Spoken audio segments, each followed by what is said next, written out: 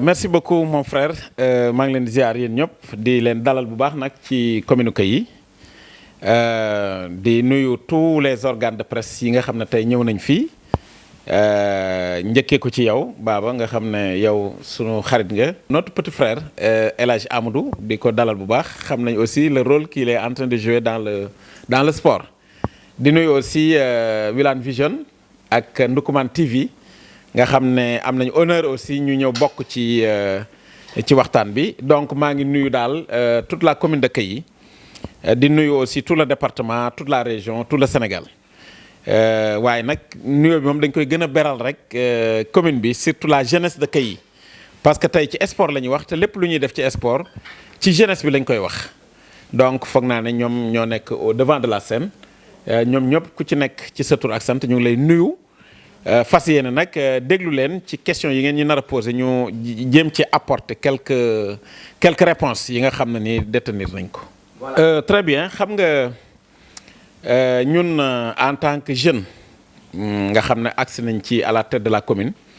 bi ñu ñëwee dañoo jàpp ne puisque la jeunesse c'est la crème de la société dis-moi quelle jeunesse tu as je te dirai quel avenir ton pays aura. Donc tout doit centrer autour de la jeunesse ci formation ci épanouissement am ak ci lépp loo xam ne ni dina ko jox de haute qualité yoo xam ne ëllëg ak si biir responsabilité bi nga xam ne ni tey kilifa yi ñu ngi ko yor ëllëg ak si biir ñoom ñoo ko war a yor te nag dañ ne un corps sain dans un esprit sain. loolu moo tax bi ñu ñëwee c'est vrai que yi tout a été priorité waaye nag xam nga côté sport bi aussi moom dañ ci tardé woon bu baax a baax. fu ma toll wax naa ko fa bi ñu ñëwee effectivement nous avons apporté des innovations te ni ñu commencé woon noonu la ñu continuer ci loolu balaa may sori nag dinaa wax ne Kayes wala commune bi moom yéene la am ak ay moyens yu mu mettre à la disposition mais c'est pas le ni ñu koy waxeeti nawetaan du commune du commune bi moo koy organiser. Il y a des structures indépendantes yoo xam ne nii moom lañ fi teg état du Sénégal teg ko fi. Le ministère des sports teg ko fi ñooñu ñooy doxal affaire nawetaan mais ñun ay moyens lañ mën a jox bi ñu ñëwee Kayes effectivement ça a été un désespoir total lañ fi fekk daanaka mën naa wax ne amul subvention mu amutoon innovation la innovation la ci Kayes bi ñu ñëwee li ñu njëkk a def mooy dañoo woo tout le monde sportif. ñu daje fii ñu waxtaan ñu joxaat leen espoir doppewaat leen pikir leen na leen Kayes va vous aider lan mooy seen problème foog naa année bu njëkk bi nous étions à 39 équipes te foog naa ne parce que zone Kayes bi déjà mu ngi woon ci 29 équipes beneen zone bi nekk ci 12 alors que B7 la woon beneen bi xam naa ne lu daanaka kenn ñëwatul woon. On a suscité d'abord cet espoir-là ñu ne leen dinañ def subvention yi xam nga la commune de Kayes comme toutes les autres communes rurales on n'a pas assez de moyens mais dañ koy dem wuti subvention yi mënuñ ko woon waaye dañ ko dem wuti je vous rappelle que ci jamono yooyu noonu budget ci sport 3 millions la doon ñun bi ñu ñëwee pour les 39 équipes bu nekk jox nañ la maillot jox la bal yëkkati 20 000 jox la pour subvention tuuti na. mais lu mosu am wax dëgg yàlla du lu ñuy xeeb loolu la njëkk a def waaye yemuñ ca parce que ci équité la ñuy dox aussi parce que am na ci tey nous avons 34 villages officiels mais dañoo am aussi des hameaux yoo xam ne d'habitude dañuy toog seen kër yi te pourtant ñëpp doomu Kayes lañ ñëpp bëgg nañ tàngal seen yaram bëgg nañ am maillot am ballon ñu recenser tous les villages qui n'ont pas d'ASC affiliés ku ci nekk ñu jox la maillot ak bal. kon ñun yemuñu rek ci les équipes affiliées qui sont au nombre de 39 yi nga xam ne ku ci nekk jot na bal ak maillot ak subvention waaye dañoo dem ci tous les autres villages bépp dëkk bu nekk dans la commune ñu jox la bal ak maillot su ko defee yow nga kii waaye yemuñ ci loolu aussi zones yi foog naa ne man bi may ñëw année bi nga xam ne moo ko précédente boobu foog naa ne zone Kayes bi di 100 000 francs la jotoon. bi ñu ñëwee dañoo leen defal subvention zone Kayes bi mooy la zone 10A ñu jox leen 700 000 zone Sorokoñ bi mooy zone 10B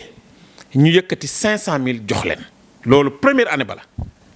bi ma ñëwee ma ne on est en phase de consolidation li ñu defoon daaw jéeg nañ ko def ren maanaam ni ki daaw nañ ko def il faut consolider balaa ngay jéem a yokk da ngay consolider d'abord. On a répété la même chose zone yi bu ci nekk jox nañ leen 700000 francs zone 10A bi jox nañ ko 700000 francs daaw zone Sorokoñ bi ñu jox ko 500000 francs ba pare lañ defoon ñu dàbbali ko ci équipe yi mooy équipe bu nekk ñu jox la bal jox la maillot ba pare jox la subvention waaye muñ ci même pour les zones là ku ci nekk dañ la may ay bal ak i maillot. sama commission sportive ma leen di gërëm bu baax Seydou Tipo moo ko jiite ak ñi mu ci àndal ñëpp Ali Sine bi nga xam ne mooy son conseil au niveau de la zone 10B Ali Sine ak Adama Sow bi nga xam ne moo ñu nekkal ci zone 10A bi ñoom ñëpp ak ñi ñu ko seqal ñëpp ma leen di gërëm di leen sant ci travail boo xam ne ak abnégation engagement détermination bi nga xam ne ñoom am nañ ko ci kii bi mu nekk liggéey bu mucc ayib ñu defal ma état des lieux stades yi lan moo ci manqué ñu dem fexe ba loolu porte yeeg ba defar banc yeeg jëndi caax yeeg li ci waroon yëpp accessoires yooyu yëpp ñu taxaw ci ba nga xam ne def nañ ko loolu nag def nañ ko ci suñ première année def nañ ko suñ deuxième année ren ñu ngi dëggmal troisième année def naa commande yi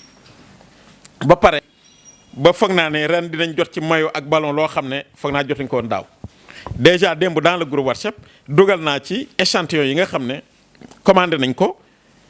muy doon maillot yu qualité ballon yu am qualité et en nombre suffisant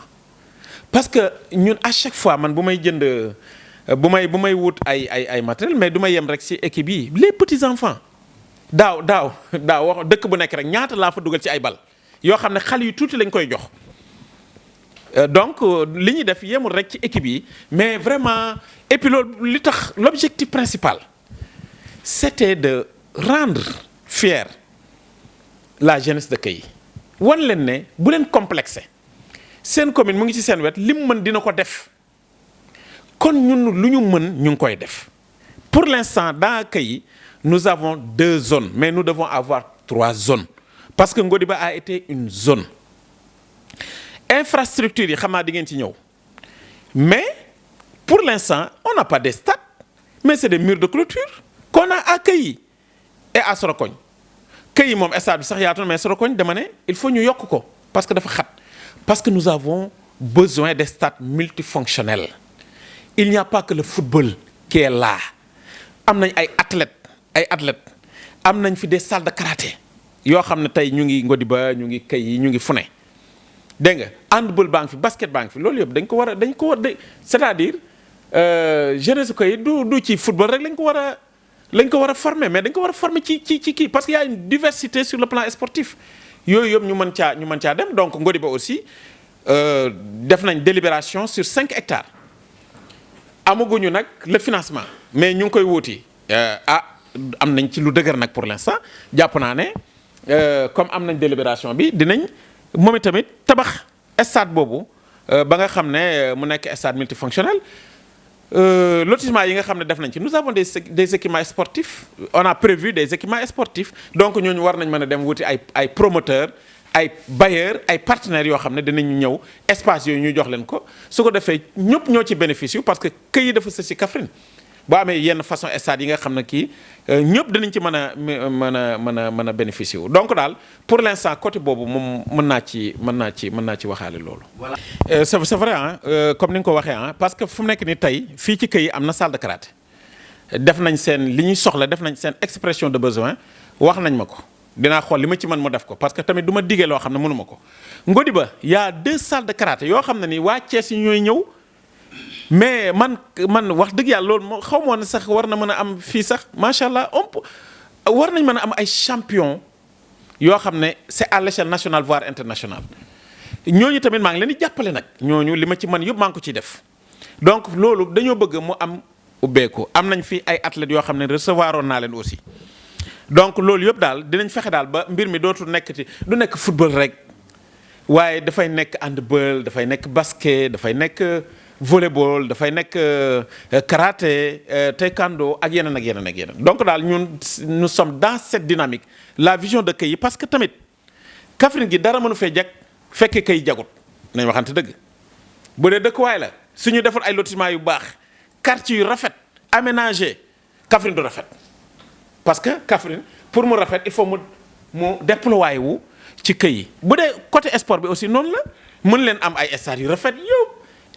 hôpital yu rafet ba pare Kay yi am ay poste santé yoo xam ne nii dañuy takk charrette di kii amuñu ay ambulance yooyu donc jàppalante la ni ñu leen di bàyyee xel yéen waa Kaffrine di leen jàppale waaye yéen tamit ngeen gën ñu ko bàyyi xel nga xam ne ni dafay nekk un développement harmonieux donc daal côté boobu aussi foog naa ne xalaat yu lañ ci am. très bien donc man li may njëkk leeral rek mooy dès lors que ma nekk maire Kay yi donc amatuma parti pris sama doomu Kay yi yëpp laay yemale d'abord ba pare ñëpp nañ seede d'abord le constant d'abord le constat de ce qui est consistant et constant nañ ko xam mooy ne ñëpp nañ seede ne li ñu innovation yi ñuy def mosu fee am na ci ñëpp d'accord d'abord un deuxièmement nañu d'accord ne la commune ne fait que donner des moyens c'est pas la commune qui organise ñaari équipe tey bu ñu amee problème kan moo leen di àtte est-ce que c'est la commune qui les appelle pour les du Kay moo leen di àtte problème yi foofa la c'est-à-dire équipe bi fi nekk ñi nga xam ne ñoo ŋànk mbir mi ñoo war a am cette capacité ak tëddee njaaxaanaay parce que boo jiitoo da nga war a tëddee njaaxaanaay surtout nga yore justice nga yemale dëkk yëpp su ko defee frustration du am mais imaginez Kay bu joxe ay moyens yu dul jeex ki war a àttewul dëgg ñoom ñaari équipe yi ñu tëkkuwante saboté affaire bi bu bloqué kan moo ko bloqué est-ce que c'est Kay kii la bloqué du Kay moo ko bloqué fekkee ne am na un dirigeant un politicien bu nekk fële ci dëkkam nga xam ne il a des ambitions te amul fit pour teg ay idéem ci kaw table ji wax ak population yi convaincre leen ci ay projet am ci Kay yi ñu am yaakaar ci moom pour teg ko ci wala ngay dem ci ginnaaw ay xale naan leen fexe leen lii bu mu yegg lale bu mu yegg lale bu mu yegg yow kan ngay xeex Kay ngay c'est le maire ngay xeex wala say doom ngay xeex yooyu moo ci nekk soubassement politique bi nga am na ci ñoo y a des gens qui sont irresponsables waxuma nag ne ñëpp la très sincèrement mes présidents de zone muy ni ñu koy waxeeti Amane Ndaw sama frère la un enseignant intellectuel ak kii Diallo Sine au cadre de la commune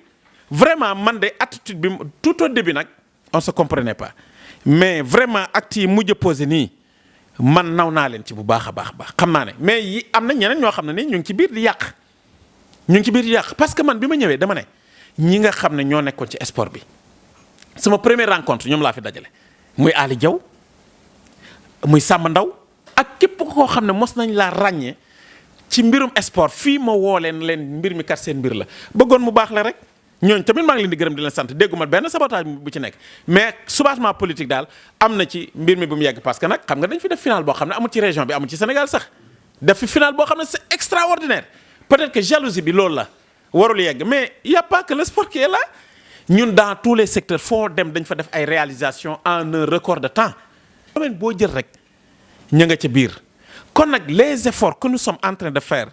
ci sport bi effort yooyu la ñuy def feneen soo bëggee soo amee nag benn outil boo xam ne ni di nga mën a bloquer sport bi nga xam ne du yegg pour que ñu ne maire mooy yeggale wut ak yéen mais maire mu ngi bon je parle de l'équipe municipale mais mu ngi fële feneen te fan yi dinañ def forum forum boobu dinaa leen ci invité sax. que ça doit être une sensibilisation d'abord forum bi moom c'est de manière globale. d'abord mais sport dana ci am rôle bu rëy xam nga dama leen fi wax ne def nañ lotissement boo xam ne dama ne foofu am na ay équipements sportifs yu ñu fa prévoir il nous faut des promoteurs il nous faut des partenaires nationaux et internationaux ñu ñëw fii nga xam ne Kaffrine dafay nekk sportive loolu on est prêt à donner ça waa doomu Kaffrine commune doomu Kaffrine doomu Kay commune doomu le département mais ñoo ci bénéficier wu waaye ñun duñ def dara xam nga te duñ ci concerté pour nawetaan yi di ñëw wax naa sama président commission mu organiser réunion moom ak commission bi ak képp koo xam ne dañuy jàppale. zone yi sax ñëwoon nañ finalement ma présider ko ñu waxtaan ñun yan problème ma ne leen yan problème lañ am daaw ñoom ñëpp ñu énumérer ko benn par benn biñ ci paree ma ne waa zone 10 woo ma ne dinañ def assemblée générale samedi à Kayy fii maa leen fii recevoir la ca war yëpp dinaa ko def mu nekk benn journée boo xam ne parce que du jeunesse bi fu ñu tase rek frustration xuloo xeex non un jeune doit être fier sa xol bu setut mais est-ce que yow di nga am avenir est-ce que yow di nga mën a defal nit dara sa xol bu setul boo yéenewul sa mbokk dara mais est-ce que yow moomu noonu réew mi wala commune bi mën na espérer ci yow du fu ñu tase rek frustration moo war a am mais fu ñu tase fête la war a doon pour ñoom ñun nag conditions yi rek lañ mën a def on mettra toutes les conditions nécessaires ñu ñëw fii waxtaan li ñu bëgg waxtaan yëpp ma déglu leen lu ñu wax bu boobaa la ma ca man ma def ko te danaa ci def lu am solo foog naa ne réception matériel yi moom dootul yàggati wax nañ ma ne ci seen doléance yi mooy xam nga nag suñu waxante dëgg commune moom ci budget lay dem c'est vrai xam nga 3 millions man bi ma jëndee mayoog bala subvention mais maa ngi ci 6 millions ak yeneen yi nga xam ne ni après nag daf may dab ba pare équipe yi ku ci nekk da ngay am problème ci sa biir nga dem solliciter maire mu jàppale la loolu yëpp mënuñ koo wax xam nga donc mais loolu yëpp bu ñu ko defee ba pare dañ ma ñaanoon keroog ne ma léegi par exemple les 700 000 que tu dois donner aux zones wala zone bi nga war a jox kii bu ko jox par tranche parce que dafay nekk layukaay boo leen joxee tey 200 000 300 000 400 000 ñu ne la xaalis ba jeex na mën na bañ a jeex sax waaye fekk ñoom am na leneen lu ñu ci xalaat da lay indi problème nee nañ def enveloppe bi ñu teg ko ci table ji sama adjoint yi mu ngi ne dama dégg Aliou Sine nga xam ne moom problème bu tër rek moo koy lijjanti wax naa ko na ko balaa ñuy def incha allah la réception na ma tegal enveloppe bi mu mat kooku nag sama benn conseil boo xam ne ku ma sonnal la Adama Sow moom day ñëw fii di jàppale zone yi di ma bàyyi ci sama équipe la bokk mais gars yi lay jàppale quoi moom ma ko fi waxoon xooloon naa ci moom sax na ko mënuma ko yooyu waaye bi ma xoolaatee gis naa ne loolu la ñu war a def on va se sacrifier pour vraiment ñoom lépp lu ñu soxla ñu teg ko ci taabal ji. maa ngi dégg nag ñu bëri naan zone Kayy du am nawetaan mais Kayy mooy jël premier ci commune yëpp kenn ban commune moo fi jiitu Kayy fii dans le département en termes de développement ci njub transparence gestion fulla ak fayda te duñ nekk ci loo xam ne ni amul fayda duñ fi nekk di xuloo mais fii ñun fu ñu neex daagu ñun amuñu complexe on est fier ba pare tous les budgets bu ci nekk ci Kayy fa nga war a dem dugal nañ la fa amul benn budget bu ñu détourné dégg nga ba pare dem di wuti ay partenaires ñun li ñu dugal ci partenaire est-ce que ëppul budget Kayy li ñu fi dugalagum ci partenaire est-ce que ëppul donc Kayy dafa war a nekk li ma jàpp daal Kayy dafa war a nekk espoir pour même tous les jeunes de la région et du département ñun suñu objectif loolu la nous avons deux centres de formation professionnelle benn bi ça va commencer d'un moment à l'autre c'est plusieurs milliards je crois 6 milliards xaw ma ñooñu xam nga kooku c'est pas académique du nañ ñu jógee université wala ñu am bac ak ñëpp li ñuy jël former leen à Kayy c'est derrière le stade amaat beneen partenaire Suisse Contact boo xam ne dañuy defal beneen centre de formation professionnelle sur 4 hectares là il va former les jeunes dégg nga ISEP bi nous avons déjà délibéré sur 4 hectares ISEP mu ngi ñëw moom tamit à Kayy nous avons l'université qui est là le directeur général du CROUS bu université Sine Saloum recevoir nañ ko nee na étudiants yi lu ñuy lekk li ñuy dundee ci seen campus yi dañ ko war a bay puisque nag campus universitaire bi ci Kayy la kan moo ko war a bay ñun donc moom war naa ko rencontrer fan yi ñu def une convention pour waxtaan nan la ñuy defee loolu mais loolu du espoir ku bëgg a liggéey Kayy di nga liggéey ñun xoolal bi ñu ñëwee de bi ñu ñëw de fekk nañ nag mu jaxasoo Kayy xam nga boo tuddee suuf rek problème la waaye ba ñëwee ba léegi laaluñ suuf dañoo topp règle par règle code par code fépp fu ñu war a jaar ñu jaar fa ba def loo xam ne code de construction bi wala code yi mujj moom lañ suñu lotissement bi ñu def nii code bi mujj ci lañ ko adapté moo tax ñu jël ci premier donc ci transparence ci la ñuy dox nekkuñ ci leneen nekkuñ ci calcul politique aussi parce que ñun 5 ans la ñu dénk ñun nekkuñ fi di lijjanti yeneen 5 ans yu ñëw wala leneen ak leneen 5 ans yi la ñu dénk mais duñ dox ci 5 ans yooyu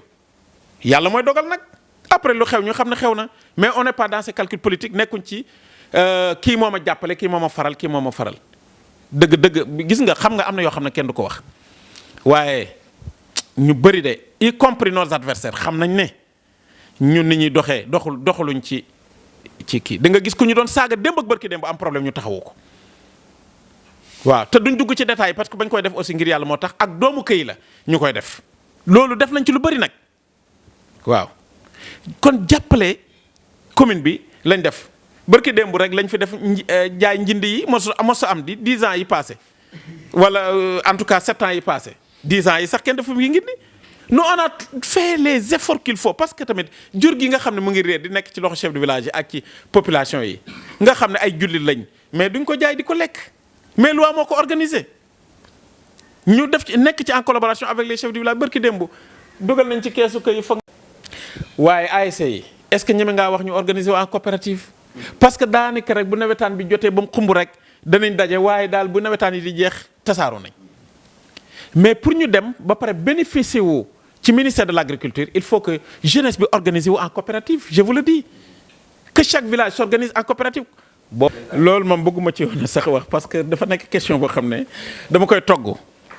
parce que ANPEJ xam nga léegi ñu ngi nuyu notre directrice générale madame Sina Mamadou Gueye bi nga xam ne moo ko yore moom dafi nekkal toute la région et tout le Sénégal aussi waaye xam nga nit loo ko jege-jege aussi boo organisé wut jaar ci canevas yi nga xam ne moom lañ indiqué mais doo bénéficier wu dara donc loolu ci assemblée générale bi su ma fi fekkee baax na su ma fi fekkul aussi je donnerai des directives yu claires pour ñu dajale tous nos récépissés yi nga xam ne ASC yi am nañ ko ñu dem waxtaan ak moom ñu xool nan lañ ci mën a bénéficier aussi bien pour ANPEJ que pour DER bi fas nañ ci yéen liggéey ci liggéey bu waaye nag ndimbal na ci fekk loxol borom aussi vraiment ASC yi daal bëgg naa ñu gën a changer attitude lu la jaaxal demal ca ndeyi mbill ga nga laaj ko waaye toog rek sous l'arbre à palabre nawetaan du am ren lii du am leen non si tu as un problème ponctuel demal ci commune ba ils sont ouverts fii amul luñ mëntu régler de foog naa ne ci waxtaan kay gis. jërëjëf foofu tamit bon man du ma bëgg a polémiquer ci lu ci ëpp équipe bi équipe bu këy la c'est pas une équipe privée bon ci li ma jàpp kon ñun ñoo ci war a jàpp dëgg la bi ñu ñëwee waxoon naa parce que loolu tamit dëgg-dëgg nag c'est la jeunesse c'est les ASC aussi ñoo moom seen équipe ñoo ko war a jël en main yoro ba moom nga xam ne moo ko yor te dëkk Kaffrine jàpp naa ne du moom moo ko war a yor bénéfice bu ci am bu dee tukki la moo ciy tukki bu dee subvention la moo koy jël ak ñoom ko seqat doomu këy ñoo war a jël seen équipe en main fulla ak fayda mais nag fekkee ne dafa am des gens yoo xam ne nii dañuy dem tapis dans l'ombre di lëkkaloo koo xam ne ni dëkkul commune këy ñun ñëpp lañ respecté de waaye nag suñu doomu dëkk d'abord sama bopp ma la gënal mais du bañ naa la donc ñoom buñ lëkkaloo ay ñoom yorobaa yooyu noonu ba nga xam ne équipe bi mënuñ koo jël teg ko ci loxo mairie bi ñun ñi ku ñu dàq wuti partenaire ku ñu ko dàq wuti fu ñu di dem di wuti partenaire mën nañ ko faa def mais ñu ki moo équipe bi boof ci ba nga xam ne kenn jotul ko yoroba ñaata mayo laa ko jox ñaata ballon laa ko jox ko xaalis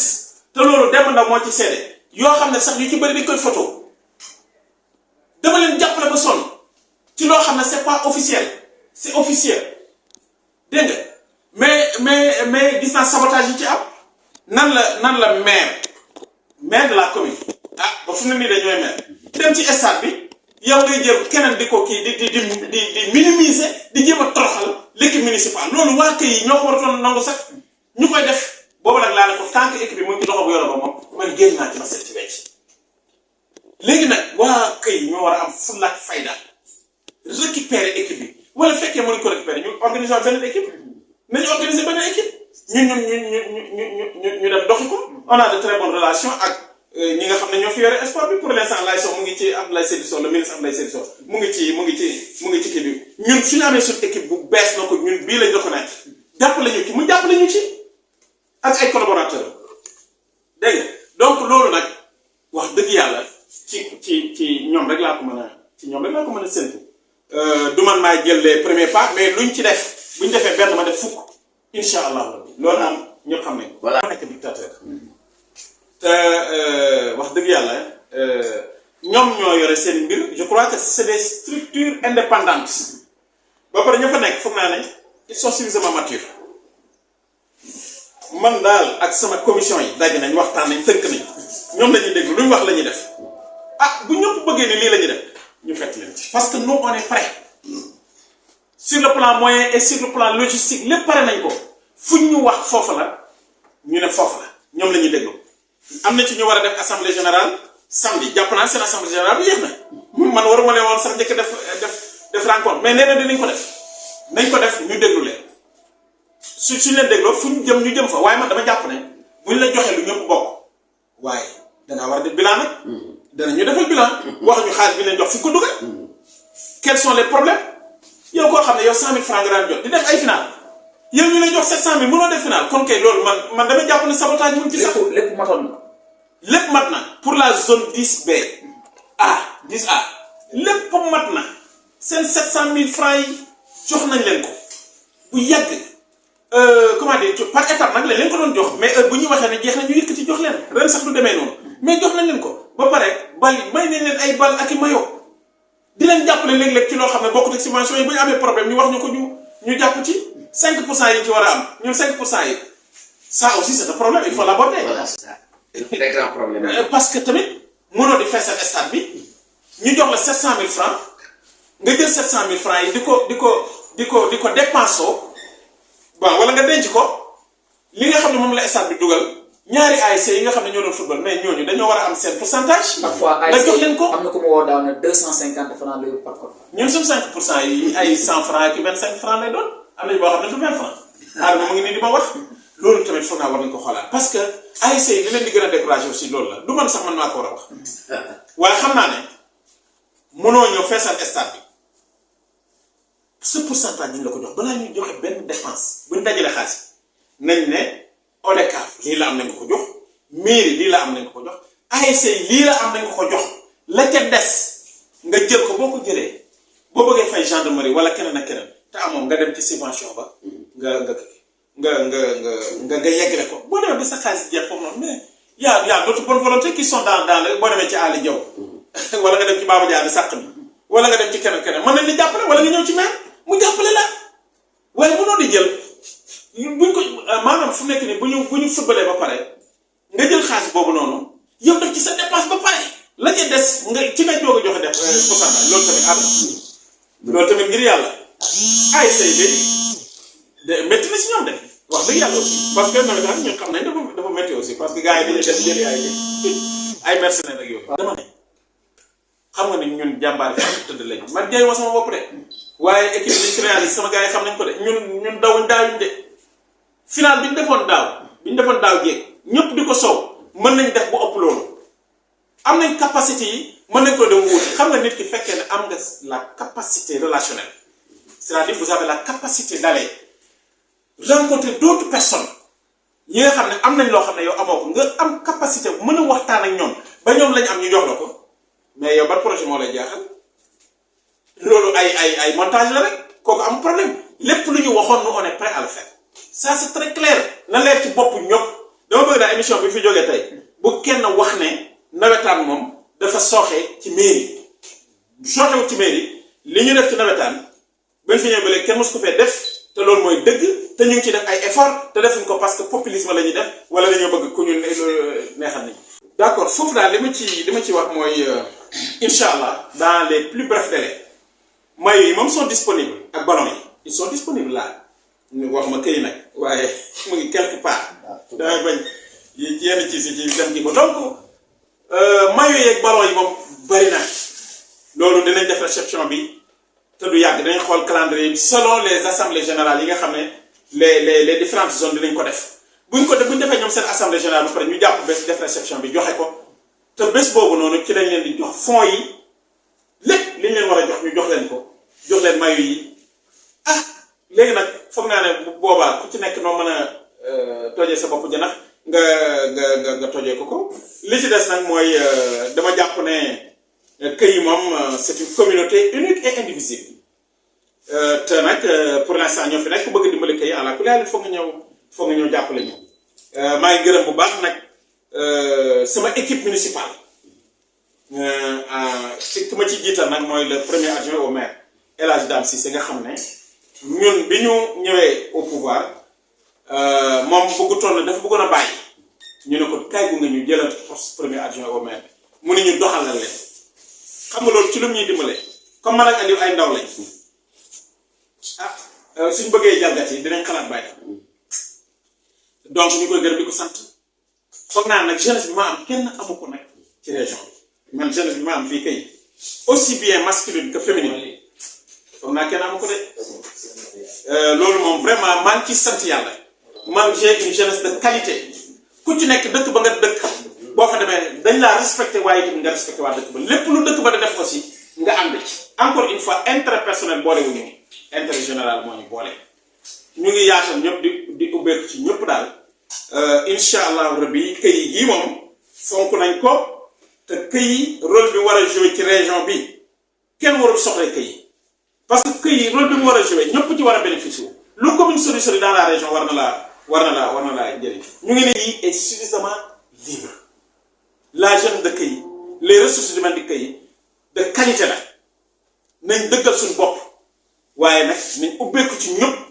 ku ñu àndal aussi ñu xool qu'est-ce que këy peut gagner loolu rek laa ci bëggoon wax encore une fois di leen gërëm di leen sant sama équipe yi encore une fois maa ngi leen di gërëm di leen sant di kontaan bu baax vraiment liggéey bi daal ni muy doxee wax naa ñëpp nag ñu dem seeti sunu